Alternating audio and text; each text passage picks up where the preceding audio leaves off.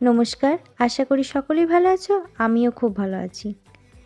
কিছুদিন আগে বাজার থেকে এই গাছগুলি কিনে এনে আমি বাড়ির মধ্যে বসিয়ে রেখেছিলাম।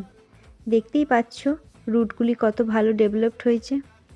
এখন এই গাছগুলিকে আমি টবের মধ্যে লাগিয়ে নেব।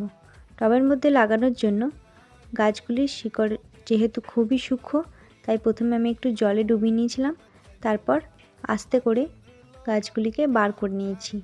তারপর মাটির মধ্যে একটা একটা করে বসিয়ে দিচ্ছি। গাছ বসানো হয়ে গেলে আমি এগুলি শুধুমাত্র জল দেব। 1 সপ্তাহ গাছে আমি কোনো খাবার দেব না এবং 1 সপ্তাহ পর থেকে গাছে খাবার দেওয়া শুরু করব।